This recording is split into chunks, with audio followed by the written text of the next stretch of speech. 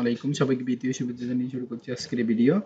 আজকে আমি আলোচনা করব আপনাদের সাথে এক্সেলের এমন একটা ফরম্যাট নিয়ে যেটা হচ্ছে গার্মেন্টসের কম্পিউটার অপারেটর রিলেটেড কাজ। তো আমি বেসিক্যালি এখান থেকে আজকে যেটা আলোচনা করব সেটা হচ্ছে গার্মেন্টস SMW, যেটা হচ্ছে searches manufacturing wedding system calculator. তো আমি এখান থেকে এটা শীটের উপরে টেক্সট টাইটেলটা আমি এখানে লিখে দিচ্ছি। তো আমি এখান থেকে লিখে দিই, ফার্স্ট অফ অল এটা লিখে দিলাম, দেন হচ্ছে এই সাইজের উপরে আমি বেস করে পুরাটা আমি দিয়ে দিব। আচ্ছা, এখান থেকে একটু বড় করে দিব। বড় করে দেওয়ার পরে এখান থেকে আমি যেটা দিব হচ্ছে সেটা হচ্ছে সিরিয়াল নাম্বার, তারপরে ট্যাব দিব, তারপরে দিব হচ্ছে নেম, তারপরে দিব হচ্ছে নেম না, তারপরে দিব হচ্ছে ভেন্ডর নেম,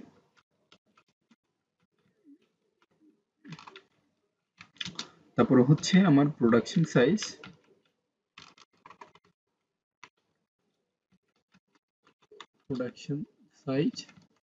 তারপরে হচ্ছে আমার পার হাওয়ার প্রোডাকশন।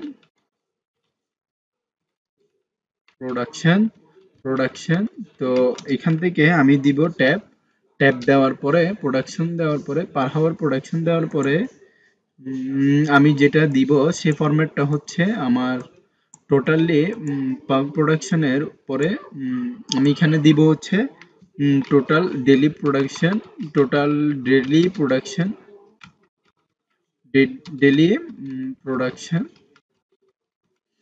তো ডেইলি প্রোডাকশন দেওয়ার পরে এখান থেকে আমি টান দিব পুরাটা, অলটা টান দিয়ে যে যখন আমি একটাকে লিস্টে নিয়ে আসবো সবগুলা অটোমেটেড ভাবে মানে আলাদাভাবে চেঞ্জিং হয়ে যাবে। তো আমি এখান থেকে এইটা একটু লিস্ট আউট করে দিচ্ছি। লিস্ট আউট করে দেওয়ার পরে আমি এখান থেকে পুরাটা অল বর্ডার দিয়ে দিব। তারপরে এখান থেকে আমি একটু টান দিব। তো টান দেওয়ার পরে এখান থেকে আমার কাজ শেষ। তো এখানে ভেন্ডরের নেমের ফার্স্ট অফ অল সিরিয়ালের মধ্যে আমি 1 দিব, তারপরে দিব হচ্ছে 2। তো এইখান থেকে আমি নিয়ে পুরাটা দিয়ে দিব। আমি এখান থেকে পুরাটা নিয়ে জাস্ট একটা কালার দিয়ে দিব। দেন এইখান থেকে আমি অল বর্ডার দিব, নো বর্ডার দেওয়ার পরে দেন এখান থেকে আমি অল বর্ডার দিচ্ছি। অল বর্ডার দিয়ে এই জায়গা থেকে আমি অল বর্ডার দিয়ে দিব। তারপরে হচ্ছে ভেন্ডরের নেমের মধ্যে দিব হচ্ছে আমি দিব সিলিকন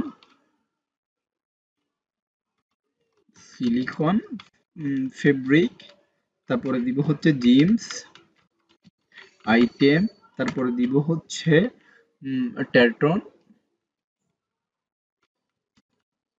টেরটন, তারপরে দিব হচ্ছে সিম্পল, তারপরে দিব হচ্ছে কটন, তারপরে দিব হচ্ছে MM5,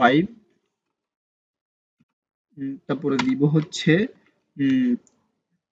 3XL ফেব্রিক, তারপরে দিব হচ্ছে নন সিলিকন, তারপরে দিব হচ্ছে জিমস মিক্সিং, তারপরে দিব এইখান থেকে টোটাল হচ্ছে আমার টেরটন কটন মিক্স। তো এখান থেকে আমার পুরো ভেন্ডরের নেমগুলো আমি দিয়ে দিলাম আমার ফুল ফরম্যাট অনুযায়ী। তারপরে এখান থেকে আমার প্রোডাকশন সাইজটা আমি সবগুলা ডাবল এক্সেল এর মধ্যে রাখছি। তো আমার এখান থেকে আমি পুরোটা দিয়ে দিব। তো ডেইলি প্রোডাকশন আমি 240 পিস, 250 পিস, 270 পিস পার পার্সনে এটার আমার এভারেজ আমি রাখবো। তো এটা আমি আমার ইচ্ছে মতো করে দিব না, মানে এখান থেকে যতগুলা আমার ফরম্যাটের মধ্যে থাকবে সবগুলা আমি এখানে দিয়ে দিব। তো বাকিগুলা আমি এখান থেকে কন্ট্রোল সি দিয়ে কপি করে এখানে পেস্টিং করে দিচ্ছি। তো এখানে আমি সবগুলা দিয়ে দিলাম। তো টোটাল ডেইলি পেজেসের মধ্যে আমি এইটা নিব, দেন এন্টার 24 ঘন্টা। তো দিব না, এখান থেকে আমি দিব হচ্ছে 12 ঘন্টা ডিউটি, দেন এখান থেকে প্লাস দিয়ে 8 প্লাস দিয়ে এখানে স্বাভাবিকভাবে ওভারটাইম 4 ঘন্টা দিয়ে এন্টার দিব। তো এখানে আমার পুরো প্রোডাকশনটা আমি এখানে দিয়ে দিব। তো এখানে আমি টোটালি সাম দিব, তারপরে হচ্ছে ফার্স্ট ব্র্যাকেট দিব। ফার্স্ট ব্র্যাকেট দেওয়ার পরে এখান থেকে আমি পুরোটা নিয়ে ব্র্যাকেট ক্লোজ দিয়ে এন্টার দিব। তো এখানে দেখতে পাচ্ছেন আমার টোটাল ক্যালকুলেট করার পরে যতটা এখানে আমার ফরম্যাটের মধ্যে দেওয়া আছে ততটা ফরম্যাটে এখানে আমার গার্মেন্টস এসএমডব্লিউ এর ফুল ক্যালকুলেটরটা তৈরি হয়ে গিয়েছে।